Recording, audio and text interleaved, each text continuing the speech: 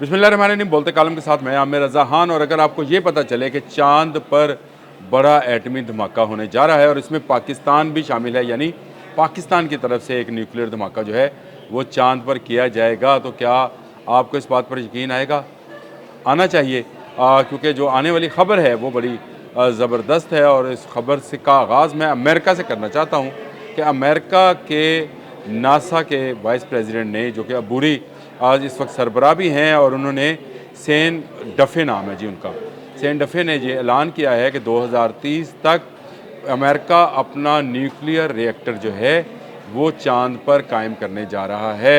और उसकी डेडलाइन जो है उन्होंने 2030 मुकर्रर की है। अगेन 2030 बहुत अहम है। ये अगले आने वाले 5 साल पूरी दुनिया के लिए बहुत अहम होंगे। मैंने पहले भी खबर दी थी, सोलर के हवाले से खबर दी थी कि एक हवाई स्टेशन कायम किया जा रहा है जहाँ से बिजली बनकर ज़मीन पर आएगी, और उसके लिए चीन ने 2030 का अहद मुकर्रर किया। उसके बाद अमेरिका और यूरोप ने भी 2030 तक ही अपने अपने स्टेशन जो हैं, जो कि सोलर स्टेशन होंगे, उनके क़याम का ऐलान किया। और अब जो डेफ़ी हैं उन्होंने नासा को ये ऑर्डर किया है कि 2030 तक हमें अपना न्यूक्लियर पावर प्लांट जो है वो चांद पर लगाना है। ये असल में चांद पर बालादस्ती की जंग है जो कि आज शुरू हो चुकी है, और इसके लिए बाकायदा तमाम ममालिक बड़े पैमाने पर तैयारी कर रहे हैं, और इसमें पाकिस्तान भी शामिल है। चलें पाकिस्तान की बात भी कर लेते हैं। लेकिन अमेरिका ये रिएक्टर क्यों कायम करना चाहता है? अमेरिका अपने आने वाले दिनों में चांद पर तसल्लुत कायम करना चाहता है, और उसका ख्याल है कि वो चीन और रूस से पहले चीन, रूस और यूरोप से पहले वो जाकर वहाँ पर अपना रिएक्टर बना ले और कहेगी जी उत्ते चन्न मेरा है, हूँ तो चन्न मेरा है, मैं हूँ किसी को आन नहीं देना। लेकिन ये होना नहीं है, क्योंकि चांद पर अगर एक रिएक्टर कायम होगा तो बाकी ममालिक जो हैं वो भी खामोश नहीं रहेंगे, और खामोश नहीं हैं जी। बिल्कुल चीन की एक एजेंसी है CNS से, ये बिल्कुल नासा की तरह से ही है। चाइनीज़ न्यूक्लियर जो है ये अथॉरिटी है, साइंस अथॉरिटी है जी। और इसने रूस की एक खलाई एजेंसी के साथ, जिसका नाम रोसोकोस्मो है, इसका मतलब वैसे रशियन खलाई मिशन ही है, रोसोकोस्मो है, इसके साथ एक माहिदा किया है। और 2033 तक अपना एटमी रिएक्टर जो है इन्होंने कायम करने के लिए एक तंजीम बनाई है, जिसका नाम है ILRS, इंटरनेशनल लूनर, ये है इसका नाम, इंटरनेशनल लूनर एजेंसी, जो कि कायम की जाएगी। और इसमें चाइनीज़ जो हैं वो पेश हैं, लेकिन इसमें सिर्फ चाइना नहीं है। चाइना के जो मंसूबाकार हैं, जो चीफ़ डिज़ाइनर हैं, वो वेरन, उन्होंने पिछले दिनों इस बारे में एक बड़ा अहम बयान दिया, जिसमें उन्होंने इस बात का ऐलान किया कि अमेरिका उनके इस मिशन को, ILRS के मिशन को रोक रहा है। इंटरनेशनल लूनर रिसर्च मिशन को जो है, स्टेशन को जो है रोका जा रहा है, और इसको रोकने से जो है उन्होंने कहा कि एक बड़ी जंग का आगाज़ हो सकता है, इसलिए अमेरिका बाज रहे। अमेरिका अभी तक कई ममालिक की हमायत हासिल कर चुका है चांद पर तसल्लुत के लिए, लेकिन चीन भी खामोश नहीं है। और चीन ने भी जो है रूस को अपने साथ मिलाया है, जो अगर एक सुपर पावर है, सुपर पावर तो खैर अल्लाह है, यहाँ की ज़मीनी एक कुव्वत है, ये शामिल किया है, उसको शामिल किया है।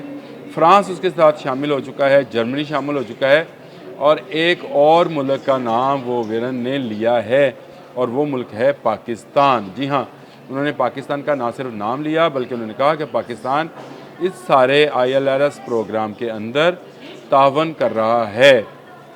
ये बड़ी अहम पेशरफ्त है। अगर आप इसको सोचें तो पिछले दिनों पाकिस्तान ने अपना एक हवाई मिशन जो है, एक हवाई सैटेलाइट जो है, वो भी चीन की मदद से खला में भेजा है। लेकिन इससे आगे की मैं बात बताऊं, चीन का एक ट्रेनिंग इंस्टीट्यूट है जी, इसका नाम है त्यांगोंग हवाई स्टेशन। ये एक हवाई मिशन का स्टेशन है जहां पर तरबियत दी जाती है, और इसके अंदर आज तक चीन से बाहर का कोई बंदा जो है वो नहीं जा सका है। लेकिन पहली मर्तबा एक पाकिस्तानी हलाबाज को दावत दी गई है कि वो आएँ और इस स्टेशन के अंदर आकर जायज़ा लें। ये वो स्टेशन है जो कि रेप्लिका है चाँद पर बनने वाले स्टेशन का, जिसके अंदर क्या क्या चीज़ें होंगी, कितना प्रेशर होगा, कैसी ऑक्सीजन होगी, कैसी खुराक होगी, तो हमारा हलाबाज, पाकिस्तानी हलाबाज जो है चाँद पर बनने वाले स्टेशन के हवाले से ट्रेनिंग हासिल करेगा। और ये भी कहा जा रहा है कि पाकिस्तान के ज़िम्मे भी कुछ काम लगाया गया है, जिसमें बहुत सारी चीज़ें और भी शामिल हैं कि पाकिस्तान कुछ अशिया बनाने में चीन और रशिया की ILRS प्रोग्राम के अंदर मदद भी करेगा। इसकी तफसीलात बड़ी ज़बरदस्त हैं और पाकिस्तान के लिए बड़ी खुशाइंद है कि पाकिस्तान हला में जा रहा है और हला में ऐसी तहकीक के अंदर शामिल हो रहा है जो कि एटमी रिएक्टर कायम करने की चाँद पर कोशिश करेगा।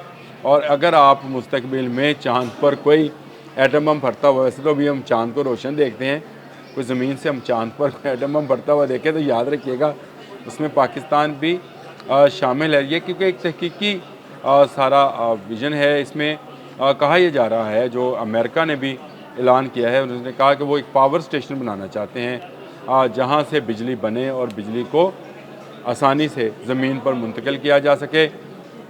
रशिया और चीन भी ऐसा ही पावर स्टेशन कायम करना चाहते हैं, लेकिन ये पुरअमन न्यूक्लियर स्टेशंस बनेंगे। अगर बनेंगे तो चाँद के कौन कौन से हिस्से पर बनेंगे और ये बनने के बाद क्या चाँद पर अमन रहेगा? चाँद पर बैठी बुढ़िया अम्मा जो कि चरखा काट रही है, क्या वो सुकून से रहेगी? ये दुनिया में सुकून पे नहीं है। अब ये चाँद पर भी एक धमा चौकड़ी मचाने के चक्कर में है और वहाँ पर खलाई स्टेशन कायम करना चाहते हैं।